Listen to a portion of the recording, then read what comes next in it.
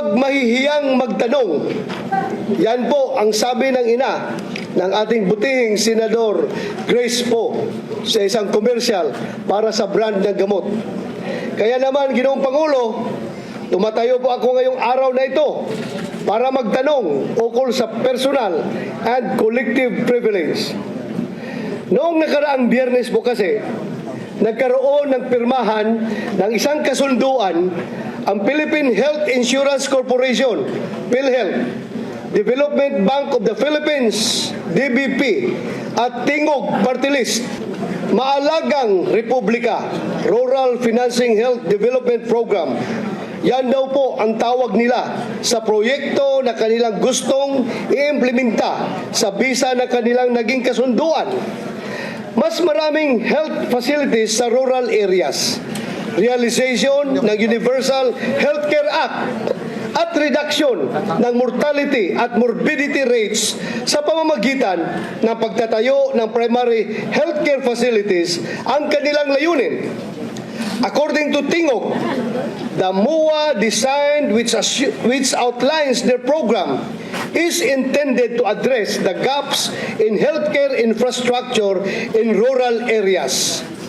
They further claim that it facilitates the construction, expansion, and upgrading of hospitals and clinics, as well as acquisition of much-needed medical equipment.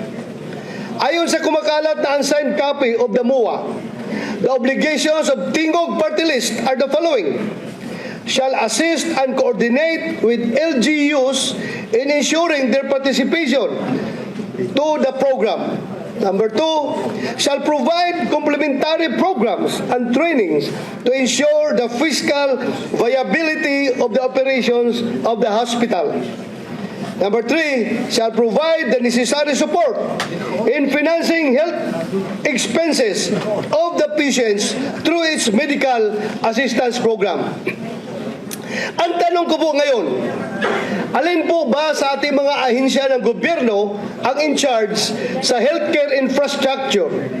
Anong ahensya po ang nakakapagbigay ng technical assistance patungkol sa mga usaping pangkalusugan? Anong ahensya po ng gobyerno ang nangangasiwa ng ating mga local government units? Ang PhilHealth ba? Ang DBP ba? O ang Tingog Party List?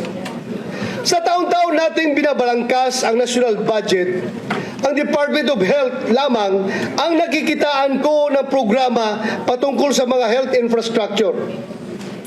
Under the 2025 National Expenditure Program of the Department of Health, the DOH has a program called Health Facilities Enhancement Program, or HFEP.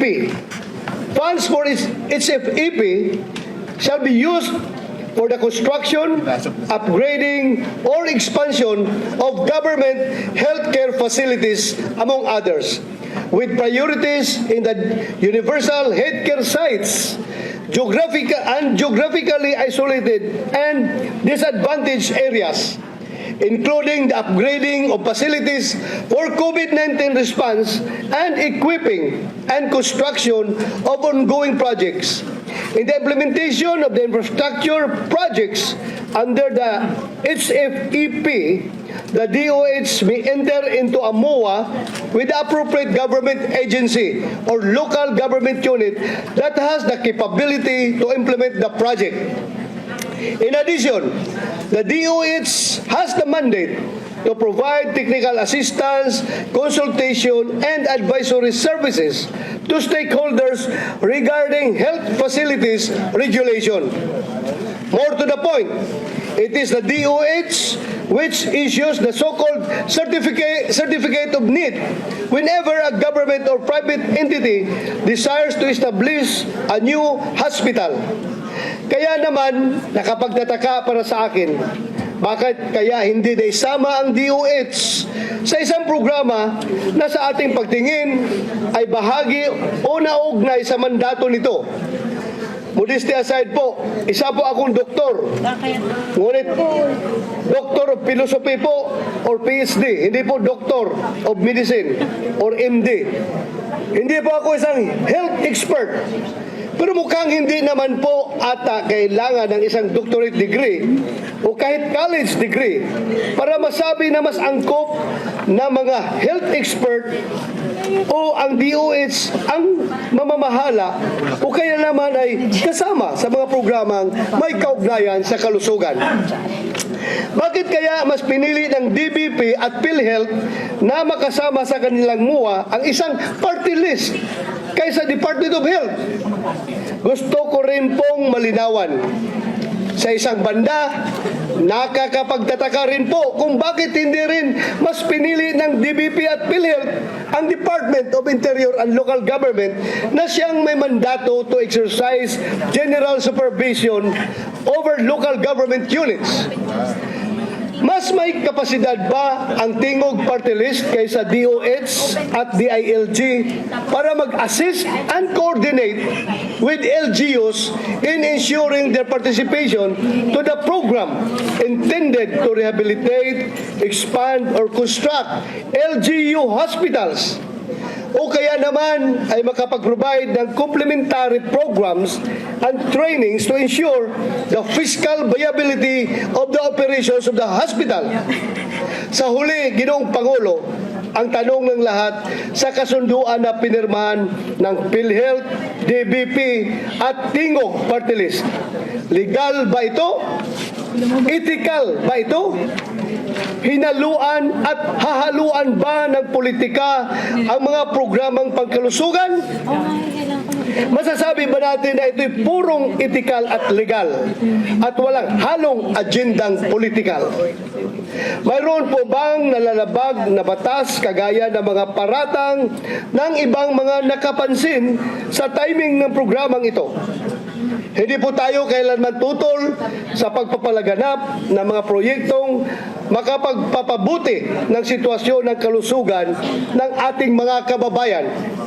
Pero sana naman ay naayon sa batas ang papapatupad nito.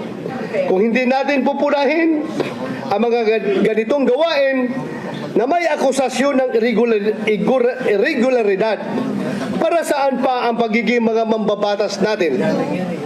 Noong nakaraang budget deliberation lamang po natin ng 2025 budget, nabigyan pansin naman po ang kahalagahan ng pamumuhunan sa kalusugan ng ating mga mamamayan. May mga kasamahan din tayo na nagtanong na kung epektibo ang ating mga batas na may kaugnayan sa kalusugan, bakit marami pa rin ang pumipila sa Senado para humingi ng medical assistance? Nakakalungkot po na tila inaasa sa politika ang kalusugan ng ating mga mamamayan. Samantalang ito ay isang batayang karapatan na hindi na dapat ipinaglilimos kanino man. Kung magsasagawa po ng pagdinig ang ating Senate Committee on Health and Demography patungkol sa MUA ng PhilHealth, DBP at Tingog Party List, asahan po ninyo, hindi po ako mahihiyang magtanong. Maraming salamat po.